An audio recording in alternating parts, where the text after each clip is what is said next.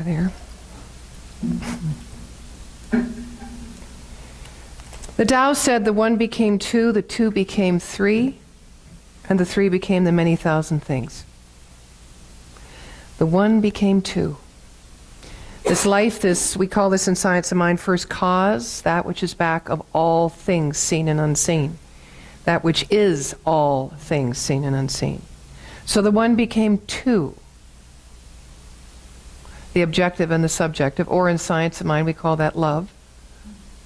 The impelling, inspiration, the spontaneousness of intelligence, moves itself through the law or the belief of its own being. Love leads the way through law. Law makes it happen. So the one became two, love and law. And the two became three. Love, consciousness, intelligence, spontaneity, moves down through the law of its being. Love through law became creation. One became two, and two became three. That is the foundation of our teaching. It is the foundation of healing or wholing that which is broken apart. Here, this is the world of the physical reality. It's not necessarily broken apart because it is one with what created it. But to us, who often live and are influenced by this physical reality and identify with it, meaning our worth, our value, our life, our safety, our security, our advancement, our health, our everything, we identify with the effect of what has gone before. So in the spiritual path, we're simply trying to move and reorganize our pattern of thinking, as Ernest Holmes calls it, the mental atmosphere, to move away from leaning into our truth of being as one with the many things or the multiplicity, but knowing it's just a result of what has gone before. God, intelligence, life. So this, in a relative term, is our own conscious mind. So the thoughts that we hold create the experiences that we have. The law of cause and effect. The one became two, the two became three, and the three became the many thousands of things. The struggle for us and the dis-ease comes when we try to manipulate and we spin our wheels in this world, on this realm, in this plane, to try to make something different happen. When the Science of Mind teaches us, as many teachings teach us, we must go back to the point of conception and initiation in ourselves, which is our own relative first cause. Now, herein is the rub. Our relative first cause, that thought that has gone before, or that belief system that has gone before, the experience that we have is filtered from all that we have thought before, all that we have experienced before. It is filtered by our dreams, by our imagination, because all of that, relatively speaking, is relative, which means it's limited. Ours, all I hear is prayers. That's where we have to transcend what has gone before. Not by excluding it, another rub, but by embracing it. So if we embrace all of who we are right now, then we're also in that moment energetically embracing all that God is right now as us. So you see where the split comes. I've got to be more this, got to do more that, got to this when this happens, yada yada yada. I will be there in that idea of excellence or glory or connection or unity, but not at this moment. Now, that is true. Not at this moment because why? You're not receiving that greater truth of yourself. That's the only reason. It's got nothing to do with where you're living, how much money you have in the bank, or what horrible thing you may have said that you couldn't take back or grab fast enough before it came out of your mouth this morning to somebody, or even your thought about somebody that you regret having. It's got nothing to do with that. Unity with God or Spirit or the life that is you, the wholeness and perfection, has nothing to do with how you've performed. It's not something you earn. It's not something you deserve. It just is something that is. So the dis-ease you see comes in beliefs that are contrary to that truth. That's it. When we have mental disharmony, we have spiritual disharmony. And when we have spiritual disharmony and are not knowing that all our thoughts are prayers actually, because they impact and impress the mind of God, this subjective universe, then we create less than, or we create exactly, rather, what we most deeply believe. And often we are affirming the belief that we are less than or separate from. And so we see where it must begin. Life is greater than any philosophy or religion that tries to explain it. So we have to hold open for the mystery, for the unknown, for that which we cannot explain or ever truly know, but what we can sense deeply. So ours is about preparing the way. That's what we're doing. We're here to prepare the way by finding purpose in the life that's been given us. Not finding purpose with what we do with the life that's been given us. Because that naturally unfolds. That naturally unfolds. One of the tenets of the teachings of the science of mind is to live from a place, which I've already said today, of gratitude for all that's been given. So what is on its way through us right now, even if we have not had the experience of it in our lives? It's very hard to focus on that which we have when we are focused on that which we want that we don't have. How can we be grateful for what is yet to come and therefore live into that truth that it is already ours if we're divided and trying to resist what it is we do have? We can't, because our focus is more on what we don't have than what we would like to create or like to discover or like to experience. A Hasidic teaching states that when we take one step toward God or the good or the unity of our own divine humanity, the spirit in all, or that first cause, that infinite mind, takes 100 steps towards us. Give it an inch, it'll take a mile. I was just thinking that. You're going to let it in a bit. You know, that's what they say, be careful what you ask for. Well, in Science of Mind, we would say, be careful what you claim. Because once you claim something and say yes, but we're not always prepared to receive it. Right? Have you ever noticed that? You've done your work, you've prepared the way, you've done treatments, you've claimed, you've written in your journals, you think a new way, you get new friends, you align your words and your thoughts and your deeds, and all of a sudden something starts to just peek its nose around the corner, and you see it and you go, oh my God, this works. I'm demonstrating. And then it's like, where'd it go? It's like it's elusive, because we've prepared the way we've prepared the mental equivalent. We've taken the steps of action, treat and move your feet, but we've forgotten to have faith that what returns it back to us is infinite in its inventory. It doesn't always return back to us exactly like we have it pictured.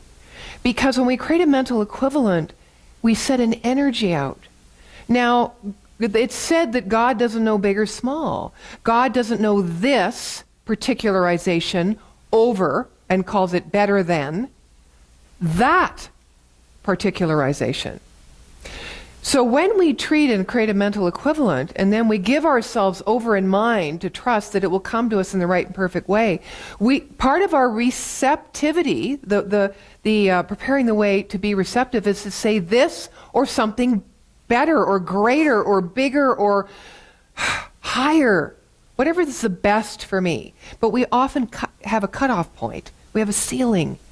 And the ceiling is growing from that pattern of belief that we're trying to shift, because it's still present somewhat, until the scales not change like this, but until the scales come like this.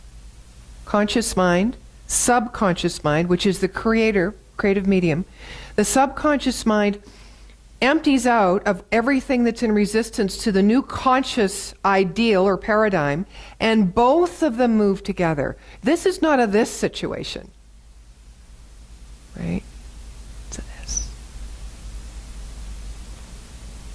Holmes reminds us that the infinite all, the one self-existent cause, is always giving of itself. So I have a little Zen story to illustrate this. It's recounted by Alan Cohen. A Zen master taught a very simple method of enlightenment.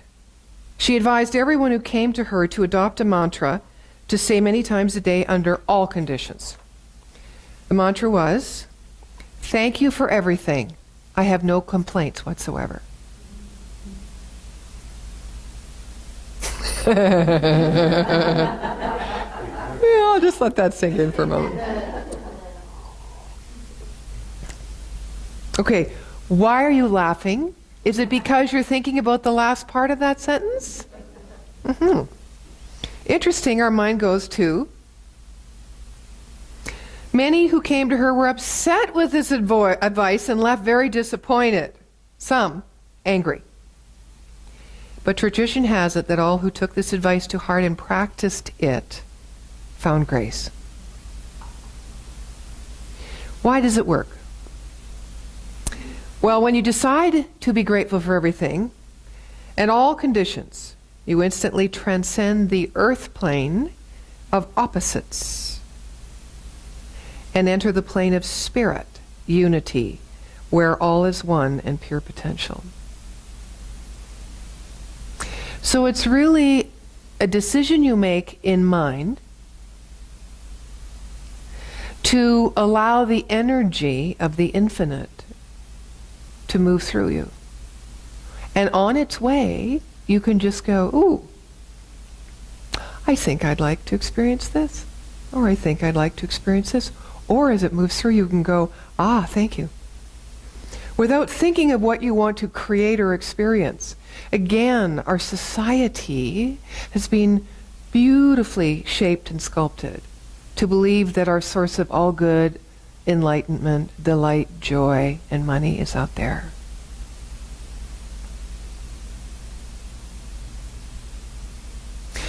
The message we give the universe, and you've heard this a million times, but obviously never enough times, because we still laugh when we hear "I have no complaints," is that with whatever energy we put into this subjective infinite mind, we will get back. If our words don't ally with our deep subconscious knowing, then we have a confused universe. It's just going to give us random. We have to be clear, not only consciously, but be clear to make the commitment and to love this life that is us, that we are one with, in honor and respect and gratitude for it, that we will take the time to prepare the way to honor and love ourselves, to tell ourselves the truth, not tell ourselves lies about supply and source and goodness and good and evil in this world of duality. It exists by means of us, allowing that which creates all to move through in the specific way and focus that we channel it. Your experience of your life right now, my experience of my life right now exists because I am activating the mind of God in a specific way, right? With a specific desire. So the thing is, everything has to kind of come into harmony with one another, conscious and subconscious mind. Love, open, receptive, spontaneous, compelling. You need to be intoxicated with life, your life. And what's going to happen? The like will come to you in experience. Wow. I know it sounds simple. Right? Sounds simple. Dis-ease. Dis-ease. Okay, I'm going to give you a really personal example. Because that's kind of what I do. My best friend Mitzi passed, died, week ago Monday. And this woman is a legacy. She'd laugh at that. Legacy is what I meant to say. In Calgary, and she had cancer for 20 years. Now, she used to own a company called Drew Productions, and she sold it 6-7 years ago, but she had it for 34 years, and she built it from nothing. And she influenced, in Western Canada, the event and production and entertainment industry, along with preserving the heritage of Alberta in many ways. So she's highly regarded. So what comes across my email from the company that she sold, they're now called Fuse, was it's with deep and sadness, sad hearts, and that our dear Mitzi, blah, blah, blah, lost the battle to cancer. Well, usually I have my own conversation in my head, and I go, just let it go and know the truth. It's the first time I took action. I did a treatment first, and then I sent a little email back. And I said, with all due respect, thank you for acknowledging this beautiful woman. And she lost no battle. She thrived with cancer for 20 years, having this dis-ease in her body. And I totally, truly trust, even though she sought different treatments and this and that and so on, because she took action in the holistic field, that it was her mental attitude, her conviction, and her knowingness that as she was fully expressed in her livingness and givingness, that the cancer would not have power over her. And that is exactly what happened. She won. Did she struggle? Yeah. Was she in pain? Yeah. And she still won. Where is the dis-ease? Where is the disconnection? I don't know. But who's to say that moving on at the, as people would say, oh my God, she was only 63. She had the life of 20 people. She was probably tired the way she lived, you know? Well, how do we know when the right time to close our eyes and say, I am yours is fully in that way? Where you transcend form, where the consciousness is so big and so open that you don't even need to have the life in the way you've always known it, where you can actually let go of all ideals and paradigms. Does that mean your body goes to ash or back to dust? Maybe, maybe not. Who knows? Who cares? We long since know it's not because we're afraid of death that we can't live. It's because we're afraid of life.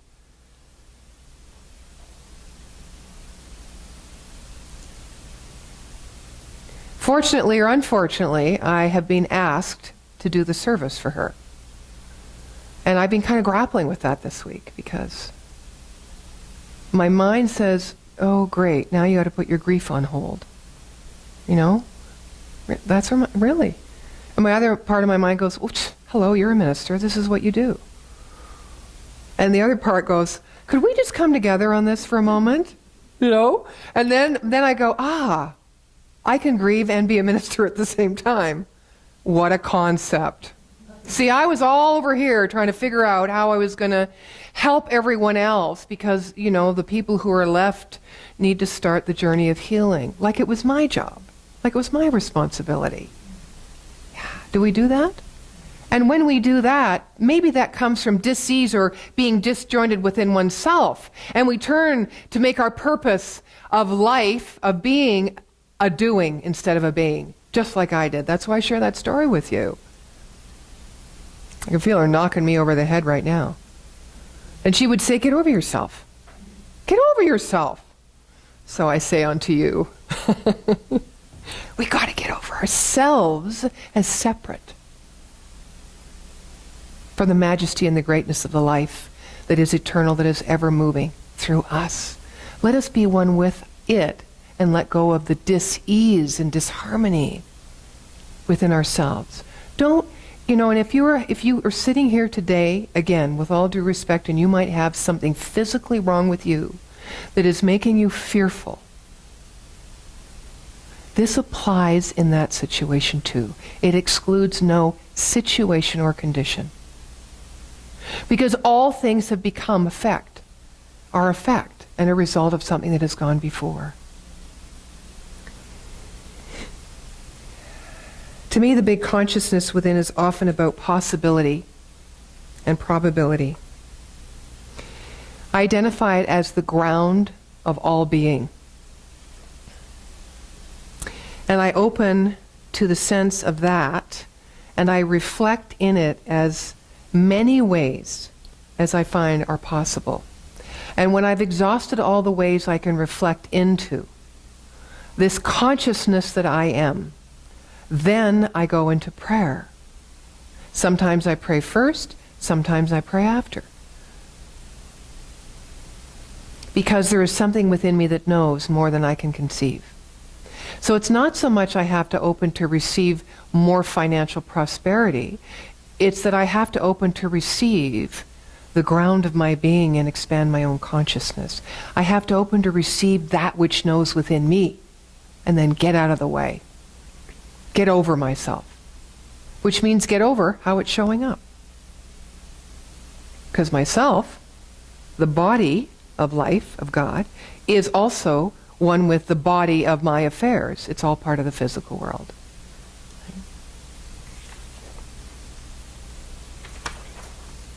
There are 5 stages of faith. I'm going to share each of them because I think this is how we prepare the way. And one of these may ring true with you. The first stage is intuitive and projective. This is the stage of preschool children in which fantasy and reality often get mixed together. However, during this stage, our most basic ideas about God are usually picked up from our parents and society.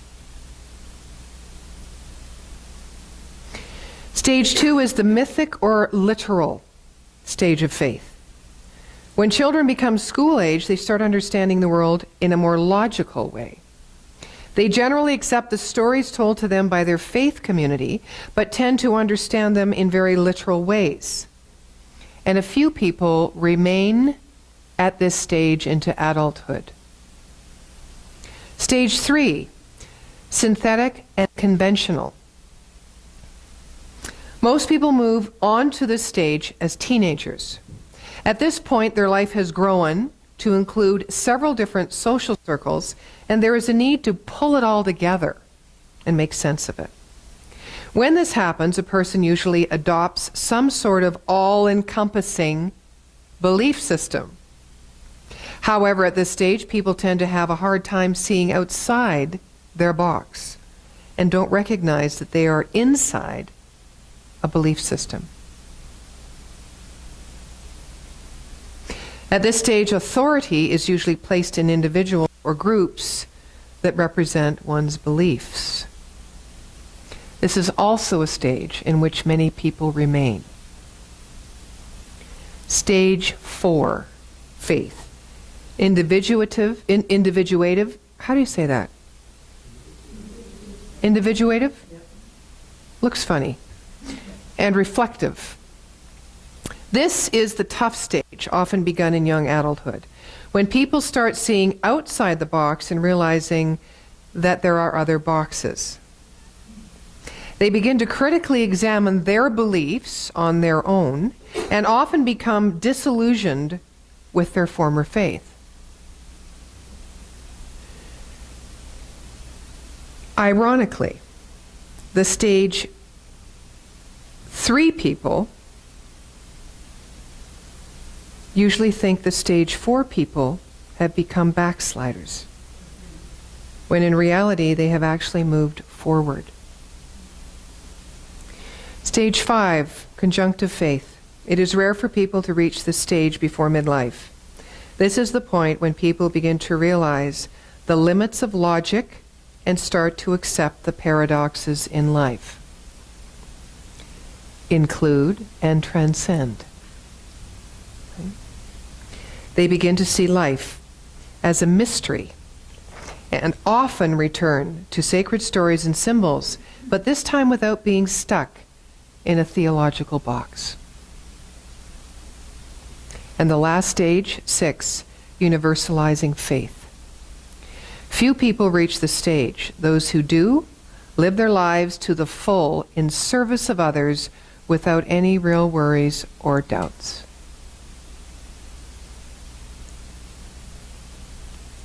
Let's see.